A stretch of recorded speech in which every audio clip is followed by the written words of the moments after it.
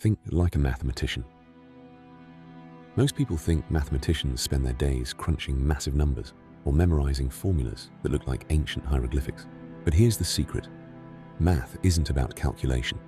It's about patterns, abstraction, and logic. A mathematician doesn't look at a problem and ask, "What's the answer?" They ask, "How does this work?" Today, we're going to rewire your brain. We're going to learn how to think like a mathematician. The power of abstraction. Rule number 1. Strip away the noise. In the real world, things are messy. If I ask you how to route a delivery truck through 10 cities, you might think about traffic, gas prices, or the weather. A mathematician ignores all of that. They turn the cities into dots and the roads into lines. This is called abstraction. By removing the flavor of the problem, you reveal the skeleton. Once you're looking at the skeleton, you realize that routing a truck is the exact same problem as sending data packets through the internet or mapping neurons in the brain. Stop looking at the thing. Start looking at the relationship between things. The play mentality. Most of us were taught math as a set of rigid rules. Follow the steps, get the gold star. But real math is more like Legos. A mathematician's favorite tool isn't a calculator.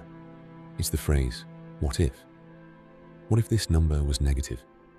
What if this shape had infinite sides? What if parallel lines actually met? When you play with the rules, you discover new worlds. Thinking like a mathematician means being okay with being stuck. In fact, if you aren't stuck, you aren't doing math. You're just doing arithmetic. Logical rigor. Here is where it gets tough. Mathematicians are obsessed with proof. In daily life, we use induction. I saw 3 white swans, so all swans must be white. A mathematician says, "Hold on, you've only proven that those 3 swans are white." The elegance of efficiency. Finally, mathematicians are professionally lazy. They hate doing the same work twice. If they see a pattern repeating, they create a formula or a function to capture it. They seek elegance. An elegant solution isn't just correct. It's the shortest, cleanest path to the truth. You don't need a PhD to think like a mathematician. You just need to be curious enough to look for patterns, brave enough to simplify the world, and disciplined enough to demand proof. The world isn't just a collection of objects.